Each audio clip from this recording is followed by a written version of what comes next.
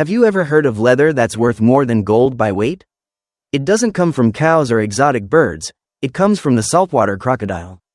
Behind this global luxury lies a tightly regulated industry. The process begins not with the hunt, but with the careful collection of wild eggs in Australia. From there, biotemperature control takes over inside high-tech hatcheries, where even the warmth of the air decides the hatchling's sex. 4 years of meticulous rearing follow, each moment measured to guarantee flawless, blemish-free skin. And then comes the climax, a process of surgical precision, where every motion defines the difference between failure and a hide worth tens of thousands of dollars. Can crocodile farming truly be sustainable and ethical? Join us as we uncover the crocodile leather supply chain on Factory Flow Works. Subscribe now and don't miss the real stories behind the world's most extraordinary luxury production. Have you ever considered that something born from a wild predator could be worth more than gold by weight? That's the astonishing reality of saltwater crocodile leather, a global symbol of luxury, power, and rare craftsmanship. Its sleek surface, perfect symmetry, and incredible strength make it one of the most coveted materials in the world. But behind that flawless handbag or polished belt lies a story few ever witness, a world driven by industrial control, biological science, and deep ethical tension. Here at Factory Flow Works, we uncover the truth behind the things we wear, use, and admire. Today, we dive into one of Australia's most fascinating and tightly regulated industries, crocodile farming. Forget the wild hunts often shown on television. This is not chaos, it is precision. A world where prehistoric danger meets modern engineering, and every heartbeat is monitored by temperature sensors and datasheets. The journey begins far from luxury boutiques, in the remote wetlands of Australia's Northern Territory. From a single, carefully collected egg, a life begins, one that will, over years, transform into a product of immense value. This single journey, from wild to wealth, connects local conservation work, indigenous communities, and the global luxury supply chain.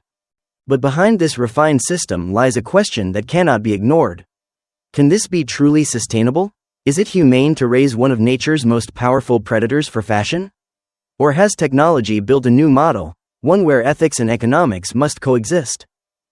Factory Flow Works invites you to explore this hidden world, to see both its brilliance and its complexity. If you believe that real luxury comes from understanding the story behind it, then stay with us, like and subscribe, and discover how the modern world reshapes nature into design, and danger into desire. Unlike any other livestock industry, the crocodile story does not begin in a laboratory. It begins in the vast, wild wetlands of Australia's Northern Territory, a place where water, heat, and danger coexist in perfect balance. This is the natural kingdom of the saltwater crocodile, a creature that has survived unchanged for millions of years. And it is here, among the mangroves and floodplains of Arnhem Land and Kakadu, that the first critical step begins, the collection of wild eggs. Each year, between November and March, licensed farms are granted government approval to collect these eggs directly from natural nests. Each nest holds around 30 to 50 eggs, each one a fragile vessel of life and economic potential. But the process of collecting them is not just laborious, it is dangerous. Rangers and trained staff, often including indigenous landowners, travel deep into swampy terrain, sometimes by helicopter, sometimes by boat. The mission is a blend of courage and precision, because every nest is guarded by a mother crocodile, an apex predator ready to defend her young at any cost. When the nest is reached, the most critical rule begins: every single egg must remain in its exact position. One wrong move, a single accidental rotation, and the embryo inside could die. This delicate, almost surgical care shows something deeper, that even within a commercial system, there is profound respect for natural biology. What might seem like a simple act of collection is, in reality, an alliance between technology, human skill, and ancient instinct. Australia's unique wildlife policy calls this the sustainable use model. Instead of destroying the crocodile to eliminate a threat, it transforms the species into an economic ally, by attaching tangible market value to its eggs. Without harming adult crocodiles, the system creates a financial reason to protect both the species and its wetland home. This model redirects human motivation away from poaching and toward protection, proving that profit and preservation can coexist. The impact reaches far beyond the farms. Indigenous organizations, like the Arnhem Land Progress Aboriginal Corporation, play a central role. They grant access to traditional lands in exchange for royalties or direct payments. This creates real economic independence, funding education, infrastructure, and community growth in remote regions. The ecological results speak for themselves. In the 1970s, there were barely 3,000 to 5,000 saltwater crocodiles left in the Northern Territory. Today, that number has grown to well over 100,000. Around 70,000 eggs are collected every year under strict quotas, and a portion of the young hatchlings are released back into the wild to maintain genetic diversity and balance.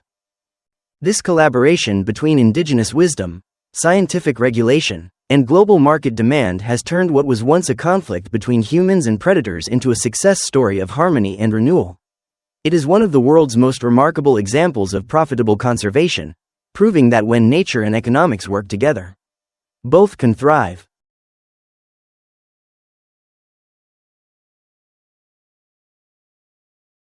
After their careful collection from the wetlands, the crocodile eggs begin their next chapter, inside highly specialized hatcheries where science and nature converge. Here, everything is controlled with near-perfect precision.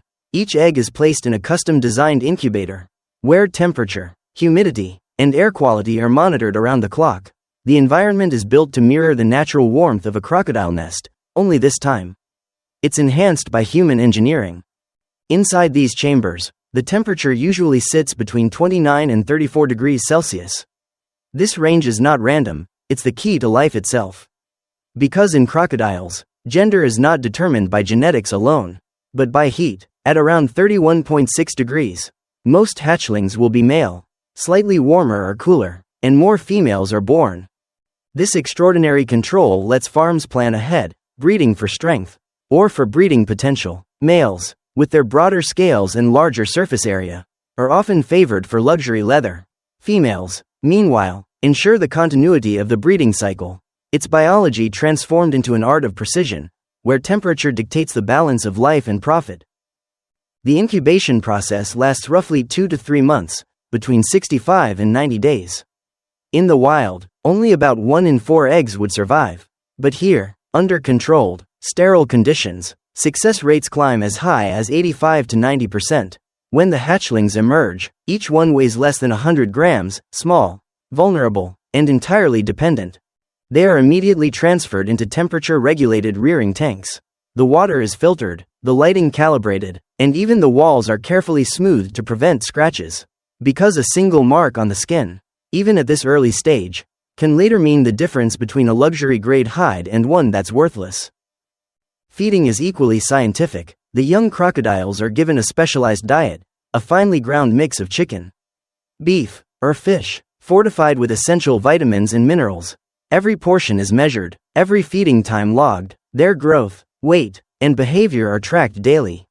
And when aggression appears, as it often does in such primal creatures, the animals are immediately separated to avoid stress and injury. One bite, one scar, can permanently reduce the skin's commercial value. Behind the scenes, veterinary specialists and biologists constantly observe these tanks, ensuring the hatchlings grow in optimal, humane conditions. Over decades, this process has been refined into a model of scientific precision, turning what was once wild and unpredictable into something measurable, traceable, and sustainable.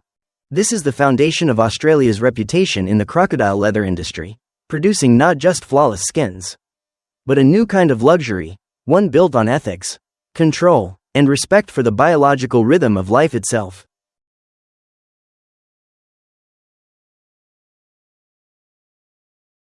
After hatching, the young crocodiles enter a world of engineered perfection, a rearing system designed not to imitate the wild, but to surpass it.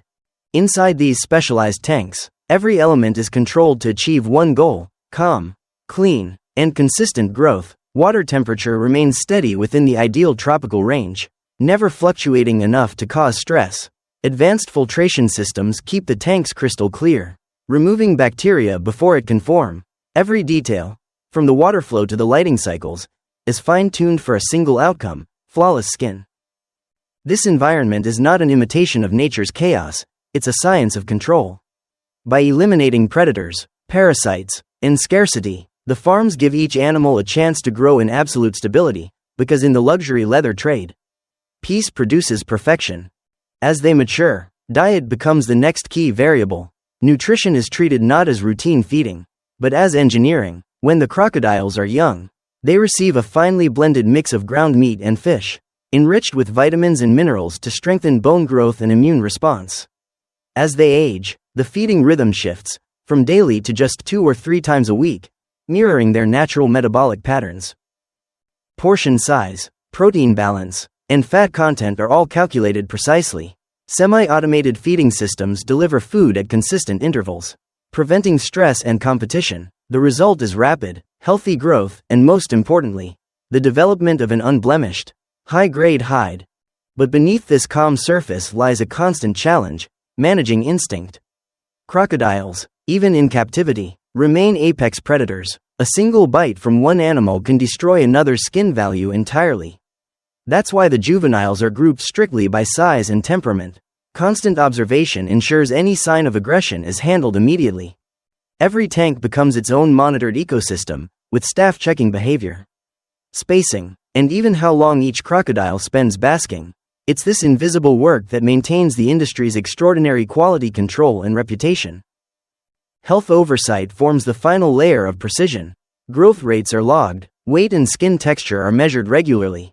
Veterinarians play an active role, inspecting, vaccinating, and implementing strict parasite management protocols. This is proactive care, not reactionary medicine. Any early sign of illness or stress is corrected long before it affects the animal, or the value of its skin. Through this structured system of monitoring, nutrition, and environmental control, the farms achieve something remarkable: a biological process that merges animal welfare, scientific discipline, and economic excellence. In the world of crocodile farming, perfection isn't an accident, it's engineered.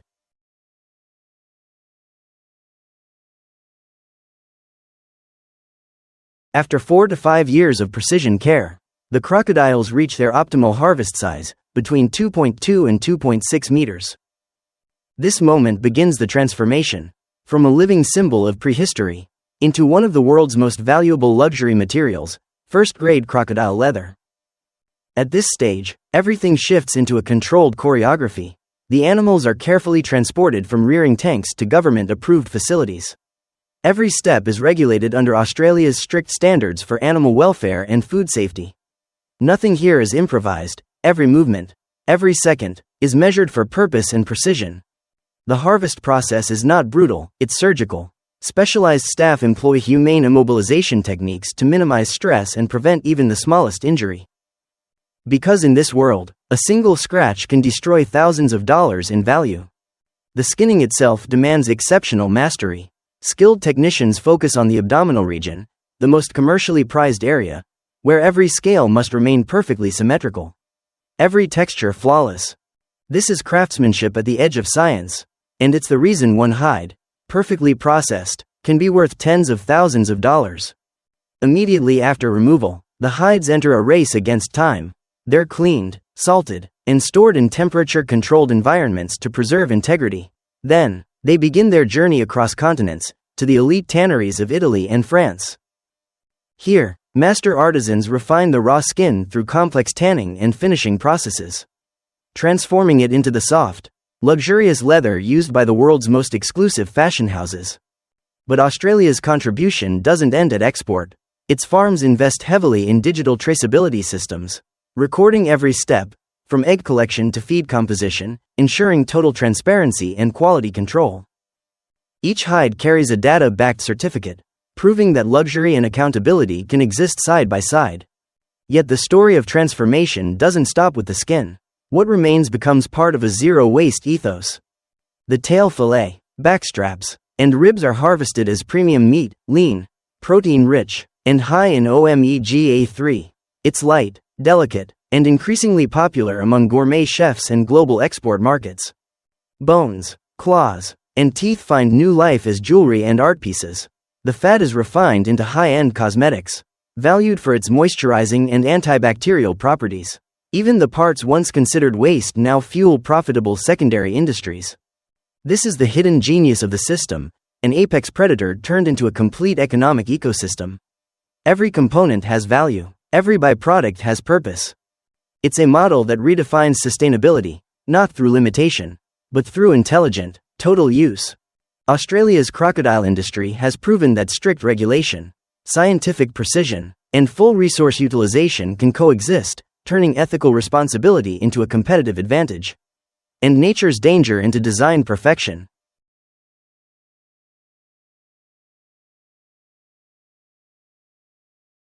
After all, the story of Australia's crocodile industry isn't just about luxury, it's about a delicate balance between community benefit, conservation, and ethical responsibility.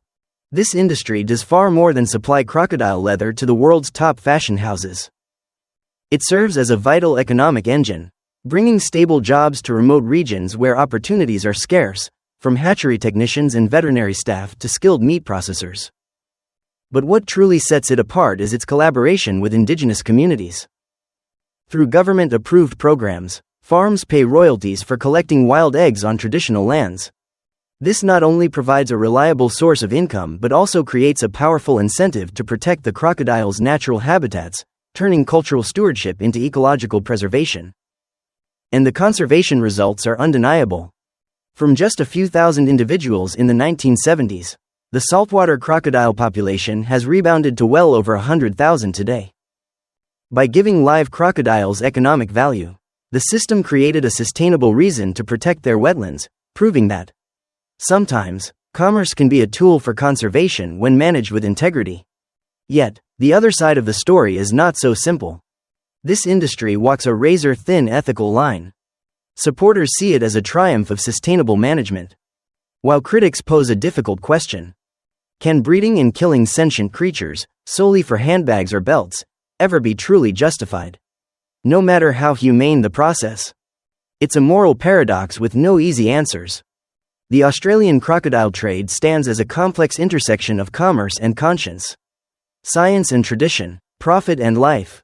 It forces us to confront deeper questions. What is the real cost of luxury? Can farming wild species ever be genuinely sustainable and ethical? And how do we balance economic gain with ecological responsibility?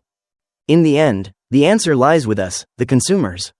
Every purchase, every choice of material, shapes not only the market but also the ecosystems and communities behind it. Factory Flow Works wants to hear from you. Do you believe industries like this can be part of a sustainable future? Or is it time to fundamentally rethink how we treat wild species? Share your thoughts in the comments below. And if this story made you see industrial production in a new light, don't forget to like, subscribe, and hit the bell to keep following the real stories of how the world's most extraordinary materials are made. Here on Factory Flow Works.